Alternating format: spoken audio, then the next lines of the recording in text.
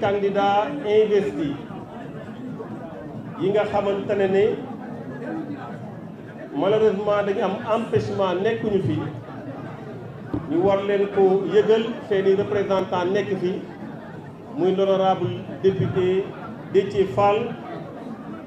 ak Cheikh Ahmed Tidiane Youm bu PUR.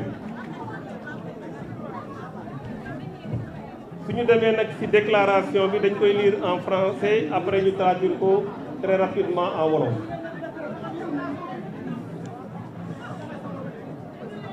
Déclaration du 18 octobre de la coalition Sàmm Sa Kàddu. Le Sénégal est à un tournant décisif de sa vie politique et institutionnelle. Une Assemblée nationale, socle de la démocratie représentative, devra jouer pleinement son rôle face aux velléités de dérive autocratique, à l'incompétence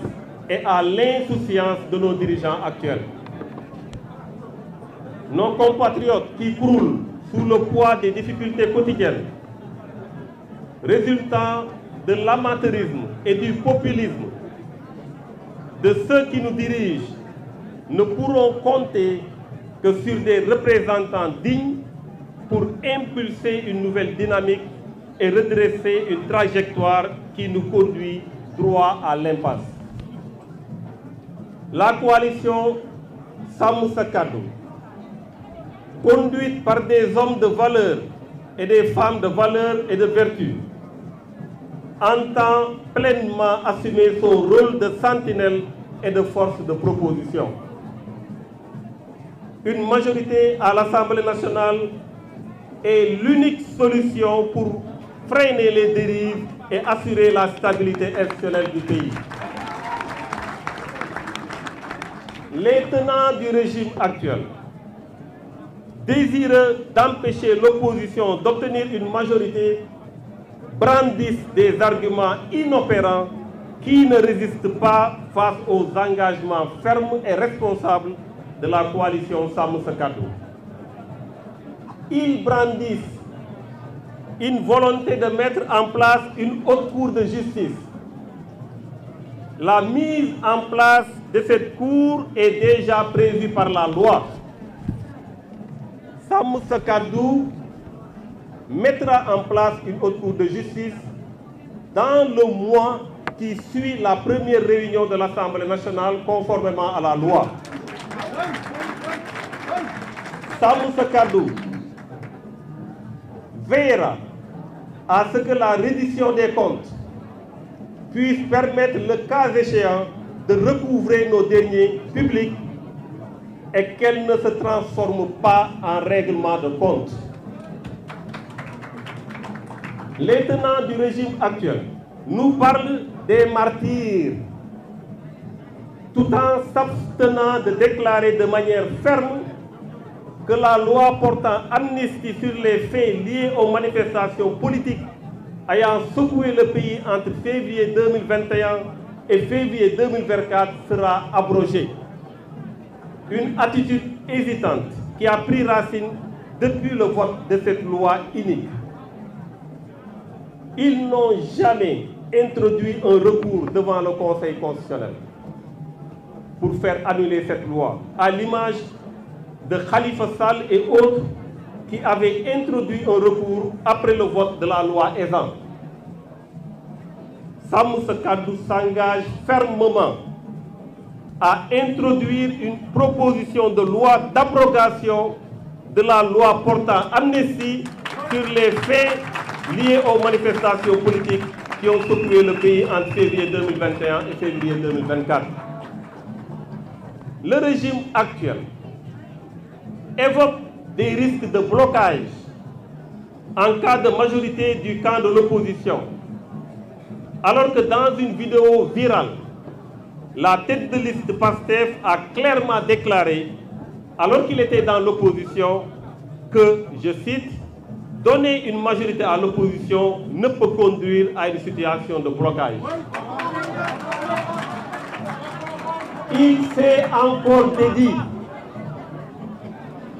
Parler de risque de blocage dans un régime comme le nôtre,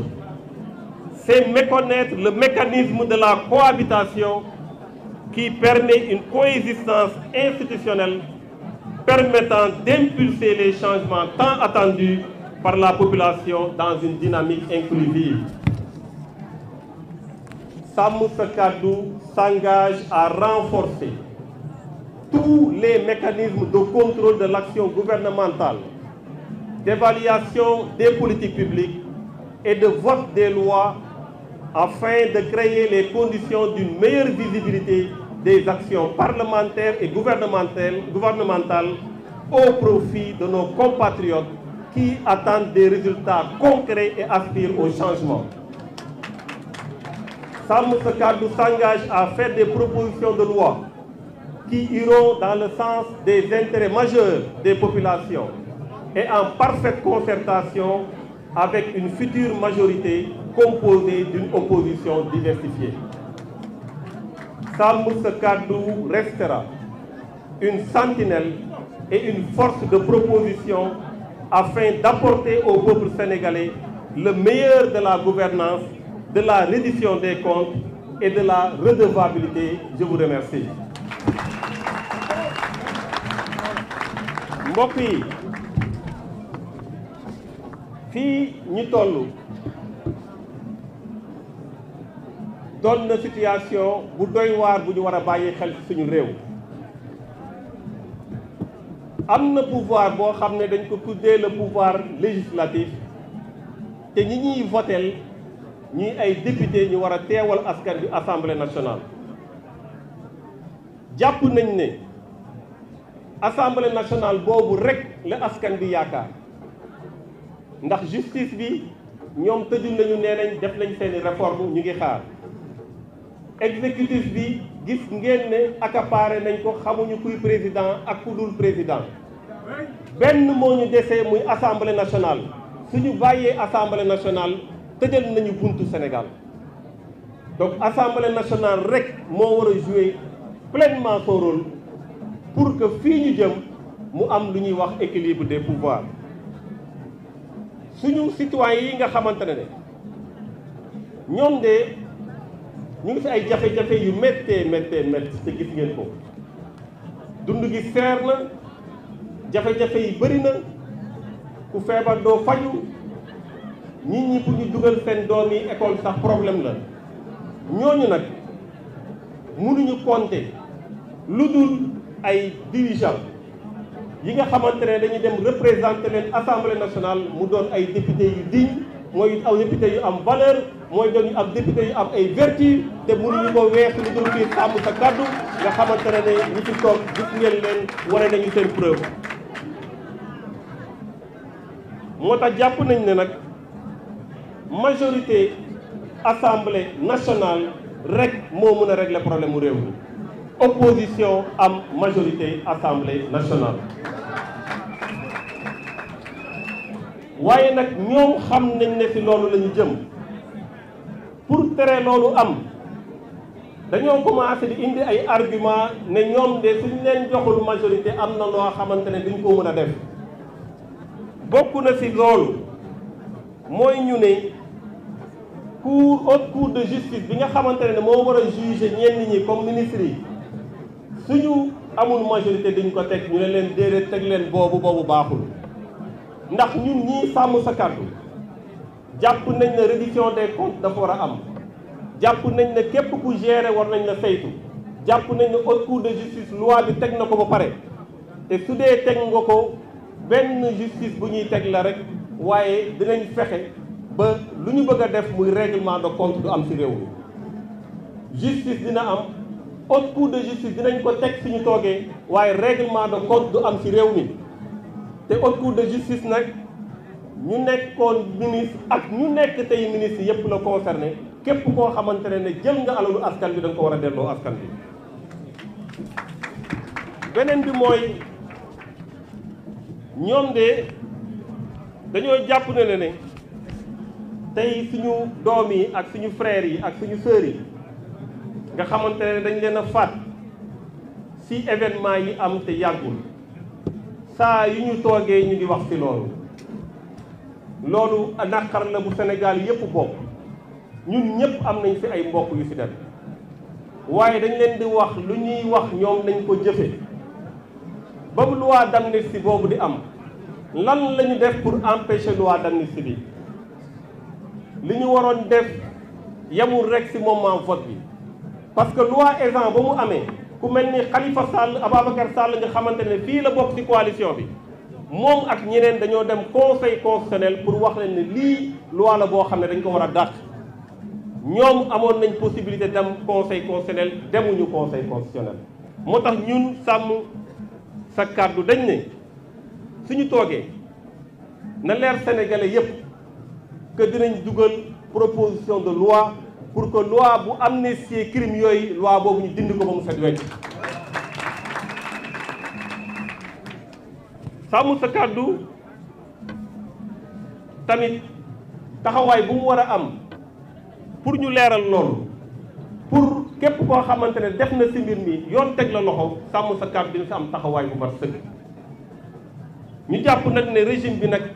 ginnaaw ba ñu dàqee yooyu yépp amatuñu argument nee nañ dañoo indi argument wu blocage maanaam soo leen ñu falul soo leen ñu joxul majorité dañuy bloquer réew mi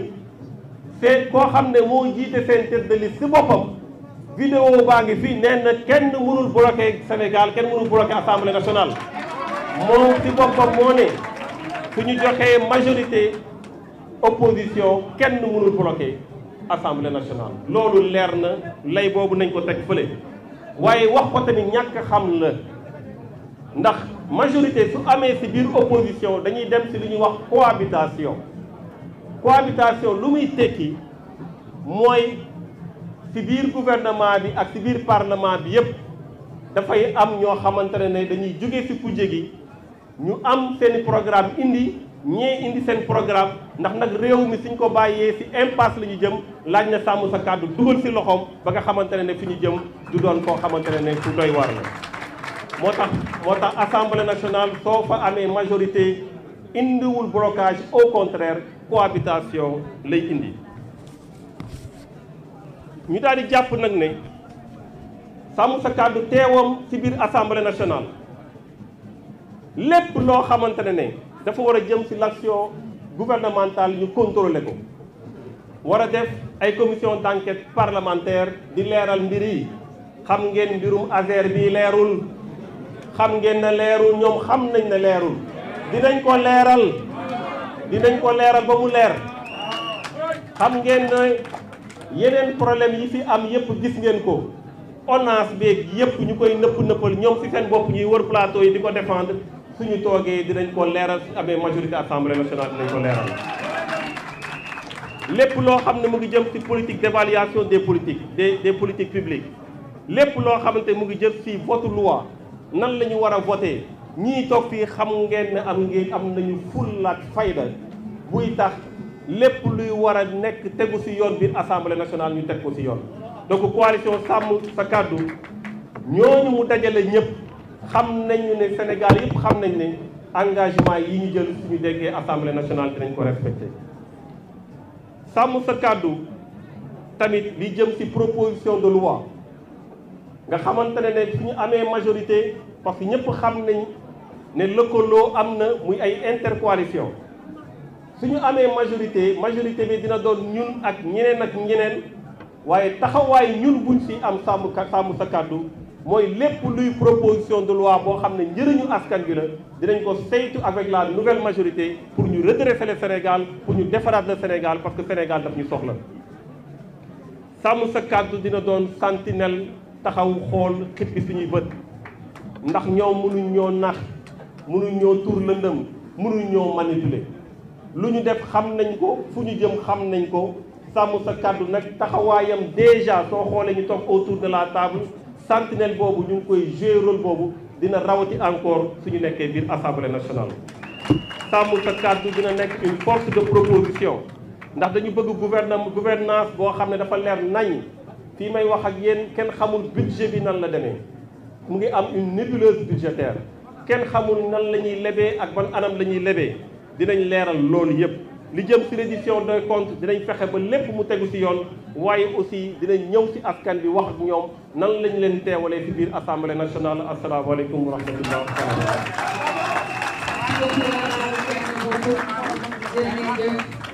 wax ci leer na kàddu yi leer na ñu fàttali rek ni monsieur Abdourahmane Sall moo fi toogal parti PRP bu Déthié Fall ñu lay nuyu ci Fall. damay balaa muy yàgg dara damay jox kàddu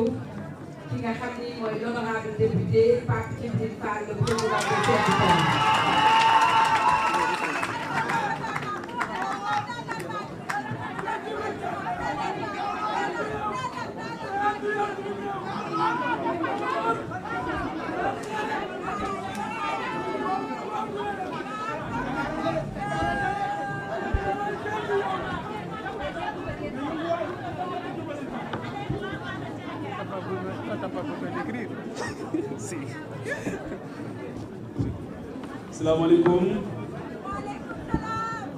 salaamaaleykum mbokku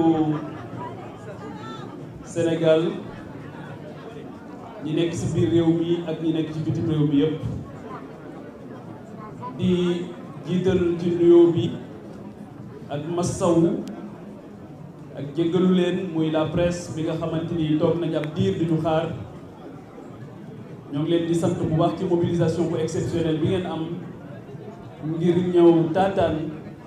kàddu yu am solo yi nga xamante ni coalition bi dundal yaakaaru ndaw ñi dalal xelu mag ñi daf ko fas yéene am ak yéen tey di nuyu ak di gërëm bu baax kilifa yi diine kilifa yi aada yi nekk ci biir réew mi yépp di leen wax ne seeni ndaw ñoom ñoo fas yéene am taxawaay bu mucc ayib ngir saafara jafe-jafe askan wi di nuyu ak di gërëm tamit kilifa yu baax yi nga xamante ni de dignes sénégalais yi nga xamante ni ñoom ñoo ëmb kuréel bu am solo gi nga xamante ni ñu ko duppee dafa dëppoo ak baaxu Sénégal muy sàmm sa kàddu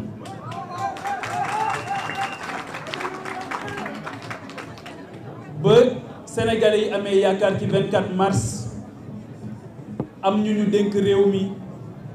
ngir amoon yaakaar ci ñoom ab diir lañu dox gis ne seen kàddu mënuñu koo sàmm gis ne lépp lu ñu diggee woon ak nit ñi defuñu ko amuñu gis-gis loolu moo waral juróom-benni weer wala juróom-ñaari weer bi ñu fi nekkee ba tey keroog gis ngeen ci jam ñaajoo lañu fa doon def daanaka sénégalais yi gisuñu ci seen bopp kenn xamut lan la amul bopp amul genn ñàkk gis-gis boobu nag ñàkk gis-gis boobu moom la ñu gis ne Sénégal tey am na chance bu rëy ci 17 novembre 2024 ngir joyanti li nga xamante ni ñoom loolu lañu ne moom la ñu bëgg a def ci Sénégal kon amuñu gis-gis amuñu yërmande ndax gis ngeen suba li ñu ne moom la ñu nar a def fële ca Dakar Arena bi nga xamante ni moom lañ doon ŋàññ ndax nekkatuñu en sécurité ci réew mi moo tax ñu ne dañuy dem tëju ci ab salle ngir def fa seen meeting waaye jamono boobu ñu fay def meeting jamono boobu waa Kidira ak waa Bakel ña ngay tëmb ci ndox moo xamante ni doy na kéemaan amuñu yërmande ci ndaw ñi nga xamante ni tey géej gi moom mooy seeni sëg amuñu yërmande ci jigéen ñi nga xamante ni seen coono foo ko takk weesu na ko amuñu yërmande ci mag ñi nga xamante ni tey ku feebar doo faju benn mag nelawatul ndax njàqare bi ñu am ngir seen ëllëgu njaboot amuñu tamit respect ci kilifay réew mi ndax seen waajooju nekk ca biir palais ba Diomaye Faye ak Ousmane Sonko di ko protéger muy Cheikh Oumar Diagne li mu wax magu Sénégal kenn mësu koo wax magu Sénégal daal di dem tëdd jàpp sa jàmbur moom da koo def ba pare teg ci di leen fontoo loolu moo tax Cheikh Mamoun Mbacké bu Serigne Fallou keroog dafa génne carte d'électeur am daal di ne mbéju kanam borom ma koy fajal boppam te loolu 17 novembre lañ koy def kon sénégalais yi sonn nañ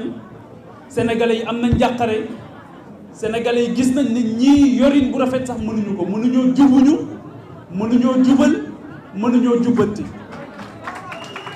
te mënuñoo tëddee njaaxaanaay ñaari yi firnde ne mënuñoo tëddee njaaxaanaay mooy bu ñu bëggee jàpp nit ci réew mii premier ministre la ñuy yónnee laaj ko ndax mën nañoo jàpp nit ki wala mënuñu koo jàpp mënuñoo tëddee njaaxaanaay loolu moo tax ñu dàq Cheikh Dieng daal di téye Cheikh Tidiane Dièye mënuñoo tëddee njaaxaanaay loolu moo tax ñoom nee nañu képp koo xamante ni bokk na ci ñoom bu luubalee ñoo tay loolu nag sénégalais yi ñoom ñoo koy fajal seen bopp fi may jeexalee foofu lay daaneele bàyyi suma naataango yi ñëw wuutuma ci barab bi dama bëgg ñu xam dara te loolu dama koy bàyyiloo xel ñëpp ñii toog ci table ji tey ak ñi fi toogut foo taxul ñu toog fii tey ngir wax ak sénégalais yi duñu ay luubalkat fii kenn amu fi dossier ndax ñoom xoqatal la ñu nekk fi mu ne ñi am dossier loolu moo tax ñu ne leen fii muus du fi naan ñeex loolu moo tax ñu ne leen haute cour de justice bi ñun ñoo koy taxawal sàcc ñu suufu Sénégal sàcc ñu alalu Sénégal sàcc ñu suufu Sénégal sàcc ñu alalu Sénégal ñoom ñoo ñëw taxawal la ñuy taxawal teg ko ci kan moo fi mas a am suuf boo xam dañ ne la attribution syndicale moom moo la ko jox xam nga ay tappale foofu la tàmbalee ñoom ñoo séddoo suufu Sénégal luubalkat yi ci ñoom la nekk ñi nga xamante ni ñoom ñoo pasaree alalu askan wi jàpp nañ ne ci ñoom la nekk kon les détourneurs et les voleurs il faut les regarder ailleurs donc fii ay fokat nekkuñu fi ay tappalekat nekkuñu fi ñii fi toog tey ñoo xamante ni dañu am le mandat du peuple sénégalais la kenn ku ci nekk ci ñun yaa ngi def contrôle de l'action de l'exécutif te demago assemblée nationale kon ñoo ngi leen di gërëm di leen sant di leen wax ne wóolu leen seeni doom le 17 novembre dinañ campagne bu am solo bu saf sàpp jël majorité bi jox ko l'opposition ngir mu mën a contrôler l'action de l'exécutif tey bés bii ñuy def sunu bés bii dafa am solo ndax Ghana dëkk bu am solo la tey jii Ghana jël na majorité bi jox ko opposition ci assemblée nationale. Asalaamaaleykum wa rahmatulah.